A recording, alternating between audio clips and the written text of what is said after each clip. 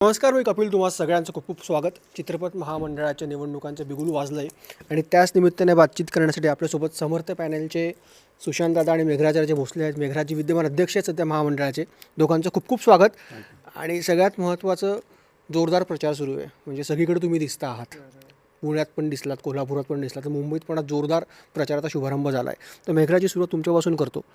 10 वर्ष झाले आपण आहात. मागच्या 5 वर्षापासून ही निवडणूक झाली नव्हती. तर काय नेमकी कारणं होती या सगळ्या गोष्टींची? निश्चितच चित्रपट महामंडळाच्या इलेक्शनला 10 वर्ष झालेली आहेत. पण 2016 ते 20 आणि त्यानंतर कोविड नंतर काही आपापसाती मतभेदानंतर महामंडळाचं इलेक्शन आम्ही वेळेत लावलं होतं. परंतु आत्ता जे विरोधात उभा आहेत या लोकांनीच अनेक तक्रारी चॅरिटीमध्ये केल्या. अनेक तक्रारीनंतर इलेक्शनमध्ये थोडा अडथळा निर्माण झाला आणि ज्यावेळेस 45,000 वर्ग सभासदांची संख्या असताना फक्त 3,400 सभासदांवर इलेक्शन लावलं. यावेळी काही सभासद हायकोर्टमध्ये गेले आणि इलेक्शनला स्टे आणला आणि त्यानंतर त्यांना त्यांची मागणी अगदी रास्त आम्हाला पटली. मग आम्हीही पाठिंबा दिला की त्यांचं म्हणणं बरोबर आहे. या लोकांनी 3 वर्षे पूर्ण केली, त्यांना वर्ग कार्ड दिलं आहे, तर यांना इलेक्शनचा मतदानाचा अधिकार दिला पाहिजे. तर आम्ही तुमच्याबरोबर आहोत. हायकोर्टने स्टे दिल्यानंतर हे लोक सुप्रीममध्ये गेले आणि गेली 4 वर्ष हायकोर्ट सुप्रीम कोर्ट या वादामुळे इलेक्शन लांबली आणि आत्तासुद्धा अचानकपणे ही लावली गेली. आमच्यावर एक प्रकारे लादली गेली. 10 जूनला या 45,000 अवर्ग लोकांचा निर्णय असताना अचानकपणे सुप्रीमचा स्टे उठल्यानंतर 15 दिवसांनी रिझल्ट असताना वाट न बघता चॅरिटीच्या लोकांथ्रू त्यांनी इलेक्शन आमच्यावर लादलं आणि अशा प्रकारे हे इलेक्शन आता 7 जूनला होते. सुशांत दादा, एक प्रश्न, महत्त्वाचा प्रश्न आहे की आपली इंडस्ट्री एक तर छोटी आहे, पण जेव्हापासून इलेक्शनचं बिगुल वाजलं, अनेक आरोप प्रत्यारोपांच्या फेऱ्या सुरू झाल्यात. आपण राजकारणात बघतो की आरोप प्रत्यारोप होतात, भाषा घसरते. यात पण हे झालं. खरं तर असं व्हायला नको होतं, कारण आपण सगळी फॅमिली आहोत. इलेक्शन का नावापुरतं असतं, नंतर सगळ्यांना एकत्रच राहायचं आहे. इंडस्ट्री खूप छोटी आहे. तर हे टाळता आलं असतं का? किंवा समजा इलेक्शन नंतर परत सगळे कुटुंबाप्रमाणे एकत्र येऊ शकतात का? टाळता येण्यासाठी पहिलं पाऊल मीच उचललं होतं.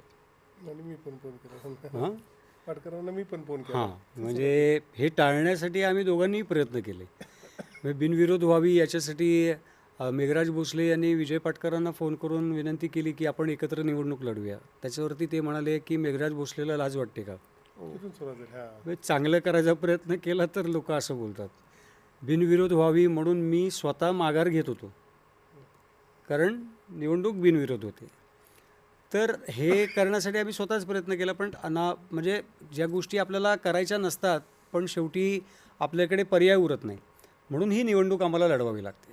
कारण चुकीच्या माणसांच्या हातात हे सगळं गेलं तर आपण जो काय संसार उभा केला आहे किंवा जे काय उभं केलं आहे, जो बंगला बांधला आहे तो कोसळायला वेळ लागणार नाही. म्हणजे आमचा वैयक्तिक बंगला नाही, महामंडळाचा बंगला. इंडस्ट्रीतल्या अनेक समस्या आहेत. म्हणजे कलाकार असतील, तंत्रज्ञ असतील. कोविडनंतर त्या बऱ्याच समस्यांनी डोकं वर काढलं आहे. आणि सध्या आपण जर का बघितलं तर मराठी चित्रपटसृष्टीत सध्या जे काय फेज चाललं आहे, तर त्या अनुषंगाने आपण बऱ्याच गोष्टी मार्गी लावणं गरजेचं आहे. तर काय समर्थ पॅनलचं पुढचं फ्युचर विजन आहे की तुम्ही कुठल्या अँगलने सगळ्यांना मदत कराल, कशा अँगलने नवीन भरारी देण्याचा प्रयत्न कराल? मला प्रामुख्याने गोष्ट अशी वाटते की आपल्याबद्दल जी एक जागरूकता निर्माण व्हायला पाहिजे. खूप वेळेला असं होतं की निर्माती येतात, त्या निर्मात्यांना सगळीच या व्यवसायाची माहिती असते अशातला भाग नाही. तर ती एक जागरूकता निर्माण करण्यासाठी त्यांच्याविषयीचे वर्कशॉप झाले पाहिजेत. त्यांना ती पूर्ण या व्यवसायाची माहिती दिली पाहिजे. नाही तर होतं असं, 12 वाजता सिनेमा रिलीज होतो आणि साधारणतः तो 3 वाजता प्रोड्युसर म्हणजे आता काय पुढे माझं झालं काम, असं नसतं. त्याच्यानंतर तो कसा पुढे रन करायचा, काय करायचा. त्यानंतर आपले जे कॉन्ट्रॅक्ट आहेत जे व्हायला पाहिजेत, खूप कलाकार, खूप पडद्यामागचे कलाकार त्याविषयी तेवढी काळजी घेत नाहीत. मग होतं असं की एखादा प्रोड्युसर पैसे बुडवतो, मग ते महामंडळाकडे येतात. मग महामंडळाची पण अडचण अशी होते की तुमचं लिगल डॉक्युमेंटच नाही आहे, तर आम्ही तरी कुठल्या भरवशावरती त्यांना जाब विचारणार. तर या ज्या बारीक बारीक गोष्टी आहे याच्यावरती काम करून, आणि सगळ्यात महत्त्वाचं म्हणजे आम्ही आमच्या परीनं जे काय डिजिटायझेशन करायचा प्रयत्न केला ते अजून कसं जास्त करता येईल, कारण आता AI चा जमाना आहे. हो हो सो अजून काय मोठ्या पद्धतीनं आपल्याला त्याचं आता कितीतरी आम्हाला अडचण येते. मतदार यादीमध्ये कितीतरी लोकांचे नंबर नाही आहेत, कितीतरी लोकांचे नंबर बदललेले आहेत. त्यांच्यापर्यंत पोचायचं कसं? आज माझा मतदार जो आहे तो गोव्यात पण आहे, बेळगावमध्ये पण आहे, पालघरमध्ये पण आहे, सोलापूरमध्ये पण आहे, भंडाऱ्यामध्ये पण आहे, गडचिरोलीमध्ये आहे, जालन्यामध्ये आहे. पोचणार कसं? 29 तारखेला दुबईचे दुबईला आहे. 29 तारखेला जर का हे झालं, अंतिम उमेदवार यादी जाहीर झाली, त्याच्यानंतर 30, 31 आणि 6 दिवस, म्हणजे 8च दिवस. त्या 8 दिवसात कुठे कुठे पोचणार? तर त्यांचा एक आपल्याकडे डेटा असला पाहिजे. या सगळ्या गोष्टी करायच्या आहेत. सो त्यानंतर कलाकारांचं काय होतं की खूपसे कलाकार अफोर्ड करू शकत नाहीत मुंबईत येऊन राहणं किंवा पुण्यात येऊन राहणं, इतक्या आवाजवी दर झालेले आहेत. तर त्यांच्यासाठी निवास व्यवस्था कायमस्वरूपी महामंडळाच्या वतीनं आपल्याला घेता येईल. मग ती महानगरपालिकेच्या वतीनं किंवा कुठल्या तरी ज्या काही गव्हर्नमेंटच्या गोष्टी आहेत तिकडे आपल्याला एखादी भाडेतत्वावरती जागा मिळाली आणि तिथे आपल्याला एखादी निवास व्यवस्था सुरू करण्यात आली की जिकडे माफक दरात, म्हणजे मेंटेनन्स जो आहे तो पण निघाला पाहिजे आणि समोरच्या व्यक्तीला पण त्याचा त्रास झाला नाही पाहिजे, अशी एक व्यवस्था आपल्याला करून देता येईल. आम्हाला एक चित्रपट संमेलन करायचं. वा.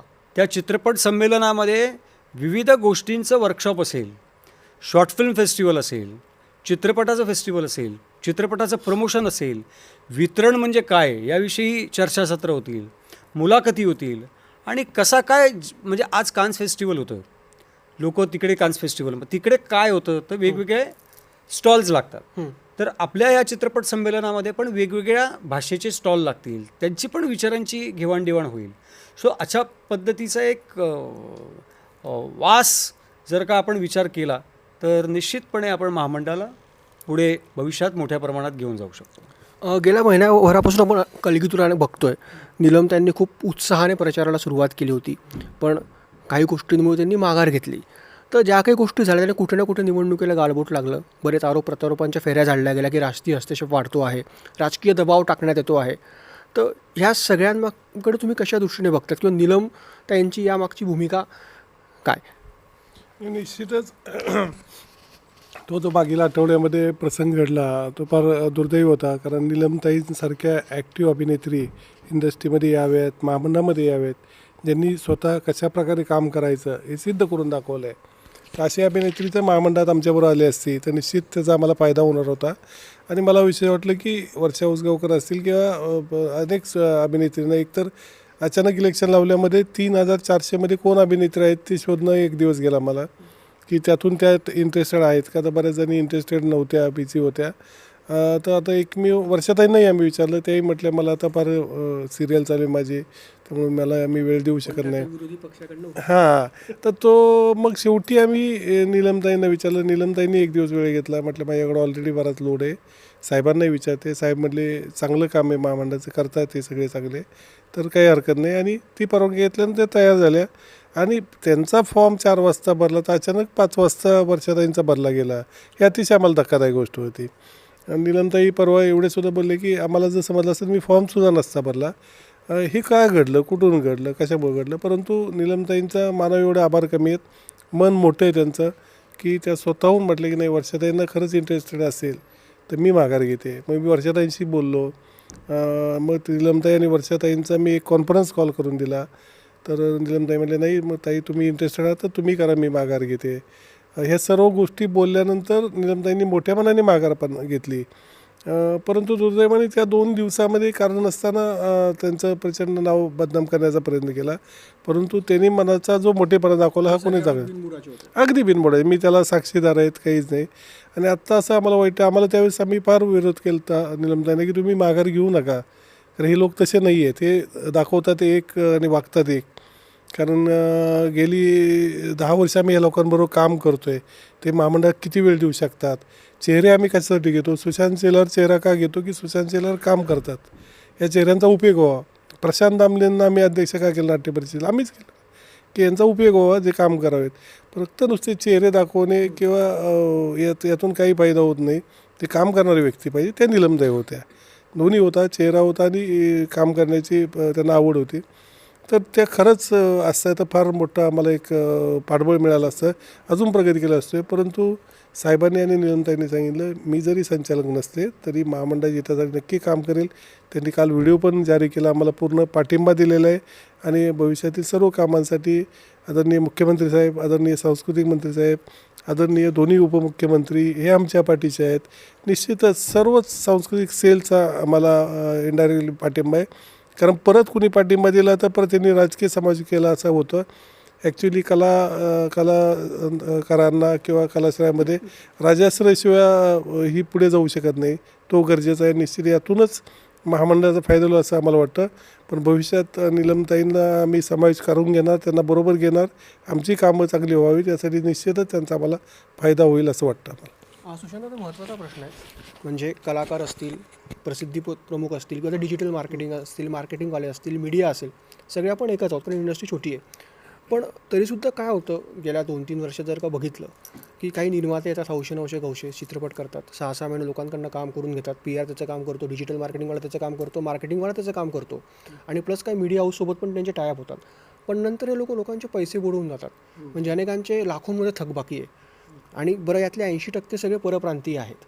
आणि त्यामुळे कुठे ना कुठे काय होतं, काही लोकांचे यामुळे जॉब पण गेलेत. की काही मीडिया हाऊसमधले आमचेच काही मित्रमैत्रिणी आहेत की 15-15 पिक्चरचे पैसे अडकलेत, निर्माते गायब, तुम्ही का हे केलं. तर एक कळकळीची विनंती आहे आमची पण, कारण आपण सगळे एकच आहोत, की ह्या गोष्टींवर काही तुम्ही तोडगा काढणार का, किंवा अशा निर्मात्यांवर बंदी घालण्यात येईल का, किंवा ॲक्शन घेण्यात येईल का, असं काही होऊ शकतं का. लीगल डॉक्युमेंट हीच मी मगाशी सांगितलं त्यानुसार ही आपण गोष्ट जी महामंडळाने कॉन्ट्रॅक्ट नेमून दिलेला आहे त्याचा जर का तुम्ही या सगळ्या गोष्टीसाठी उपयोग केलात आणि महामंडळाला या सगळ्या गोष्टींसाठी आधीच हे केलं ना, तर आपल्याला या गोष्टीला आळा घालणं खूप सोपं जाईल. आणि सगळ्यात महत्त्वाचं, कलाकारांचं एक वय असतं. त्यानंतर बरेचसे कलाकार आहेत की त्यांना डावललं गेले किंवा ते अडगळीत पडले आहेत. त्यातल्या काही कलाकारांना तुम्ही पुढाकार घेतला आणि मदत मिळवून दिली. तर भविष्यात पण महामंडळाकडनं अशा कलाकारांसाठी काही योजना करण्यात येणार का, की जेणेकरून त्यांना पाठबळ मिळेल, त्यांना आर्थिक सहाय्य मिळू शकेल. आपण वैद्यकीय सहाय्य तर दर महिन्याला औषधांची जे आपल्याकडे अप्लाय करतात त्यांना आपण वैद्यकीय मदत तर करतच असतो. पण त्याचबरोबर आपण सरकार, माननीय एकनाथजी शिंदेसाहेब हे मुख्यमंत्री असताना जे पेन्शन 1000 रुपये होतं ते 3000 केलं. त्यानंतर 3000चं पेन्शन आपण 5000 केलेलं आहे. त्याचबरोबर हे सरकारचं झालं. आमच्या वतीनं सुद्धा ज्यांना महामंडळाच्या वतीनं ज्यांना मदतीचे अर्ज येतात ते आमच्या मिटिंगमध्ये संचालकांच्या घेतले जातात आणि ते अर्ज मंजूर केले जातात. आणि याच्याही पेक्षा अजून आपल्याला त्या वृद्ध कलाकारांना काय करता येऊ शकेल, तर विक्रमजी गोखले यांनी चित्रपट महामंडळाला जी जागा दिली आहे तिथे चित्रपट महामंडळाचं स्वतःचं वृद्धाश्रम असेल की कलाकारांना आपले, कारण ही पालक संस्था आहे, त्या आपल्या मायबापांनी काहीतरी बांधून ठेवलं आहे आपल्यासाठी, जिथे आपण जाऊन हक्काने राहू शकतो. म्हणजे त्यांना असं वाटलं पाहिजे की ते आपलं घर आहे. अशा वृद्धाश्रमाची निर्मिती करण्याचा मानस चित्रपट महामंडळाचा आहे. सर, शेवटचा प्रश्न जाता जाता, समर्थ पॅनलच्या काही अशा योजना ज्या भविष्यात इंडस्ट्रीचा चेहरामोहरा बदलू शकतात, महामंडळाच्या अंतर्गत काही कामं जी अजून पेंडिंग आहेत, प्रलंबित आहेत, ती पूर्ण होऊ शकतात. नाही, मी सांगितलं ना, सर्वात महत्त्वाचं काम आहे की वितरण. जे मी सुरुवातीला सांगितलं की थिएटरची निर्मिती करणे हे फार महत्त्वाचं काम आहे. या नवोदित येणाऱ्या कलावंतांसाठी एक अभ्यासक्रम तयार करणं, की ज्याप्रमाणे नॅशनल स्कूल ऑफ ड्रामाच्या धर्तीवर मराठी स्कूल ऑफ फिल्मचा याचा एखादा पॅटर्न तयार करणे, जो शासनाने सगळीकडे राबवणे आणि तो महामंडळाच्या माध्यमातून राबवल्यानंतर नवोदित कलावंत एक अभ्यासक्रम मिळेल. त्यातून प्रॅक्टिकल काय असतं ते समजेल.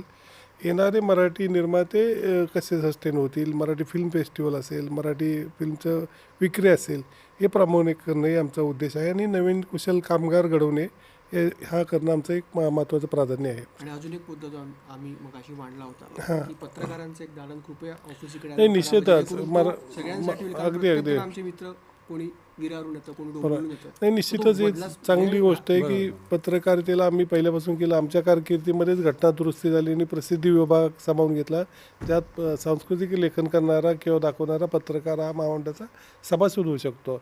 त्याचप्रमाणे पत्रकारांचं दालनसुद्धा प्रत्येक शहरामध्ये असावं, महत्त्वाच्या शहरामध्ये, की जेणेकरून या सर्वांना संवाद साधणे किंवा यांनी केलेल्या बातम्या इझिली जाणे उपयोग होईल. म्हणून या मागणीलासुद्धा आम्ही त्यांच्या पाठीशी राहणार आहोत. चलो थँक्यू सर, थँक्यू दादा, आणि तुम्हाला दोघांना खूप खूप शुभेच्छा. मी अजून एक महत्त्वाची गोष्ट सांगू इच्छितो. कारण काय आहे की माझे काही सहकारी आहेत जे जुने संचालक माझ्यासोबत होते, त्यांनी मधल्या काळामध्ये माझ्यामध्ये आणि मेघराजजीमध्ये एक फूट पाडण्याचा प्रयत्न केला आणि माझ्या विरोधात काही गोष्टी मेघराजजींना सांगितल्या. मेघराजजींनी मेघराजजींच्या विरोधात माझ्या मनात काही विष पेरण्याचं काम केलं. आणि मग नाट्य परिषदेच्या निवडणुकीला जेव्हा आम्ही आमनेसामने आलो, एकमेकांना भेटलो आणि आमचे जे काही, कारण मनभेद नव्हते ते मतभेद होते, आणि ते मतभेद दूर झाल्यानंतर कळलं की कोणाचं ऐकायला पाहिजे आणि कोणाचं नाही. मग त्याच्यानंतर पुन्हा एकदा आम्ही एक दिलाने आणि एक मनाने ही निवडणूक, त्यांच्याकडनंच मला फोन आला की सुशांत तुम्ही सोबत पाहिजे, हा त्यांच्या मनाचा मोठेपणा आहे. आणि आम्ही निवडणूक लढवतो आहे. पण ही निवडणूक लढवत असताना माझे जुने व्हिडिओ काढून प्रसारमाध्यमांमध्ये पसरवून जे मतदारांची दिशाभूल करण्याचा प्रयत्न करतायत, तर ते जे आहेत आमचे मला मेघराजजींबद्दल भडकवणारे, मला त्यांना प्रश्न विचारायचा आहे. तुम्ही ज्या पाटकरांच्या पॅनलमधून आता उभे आहात, तुम्हीच तो 10,78,000चा आरोप हा विजय पाटकरांवरती आणि आदरणीय मिलिंद अष्टेकर यांच्यावरती केला होता. मग आता तुम्ही त्यांच्यासोबत निवडणूक लढवत आहेत, मग तेव्हा तुम्ही जो आरोप केलात त्यात कितपत तथ्य आहे? आणि सगळ्यात महत्त्वाचा आरोप तर असा पण होतोय की तुमच्या पॅनलकडनं 5,000 पर नाही, मत. आता ती तक्रार दाखल करायला मी पोलीस स्टेशनला जातो आहे, कारण फार मोठी रक्कम आहे. आम्ही आम्हाला द्यायचे म्हणजे 5,000 रुपये पर डे पण हल्ली काय काय कलाकारांना लीड रोल करून पण मिळत नाही. हो, मतदानासाठी 5,000 मिळाले तर मग मला वाटतं आमच्या खूप मित्रमंडळी आहेत ते म्हणतील की आम्ही पण येतो म्हणून. चलो थँक्यू सो मच आणि खूप खूप शुभेच्छा.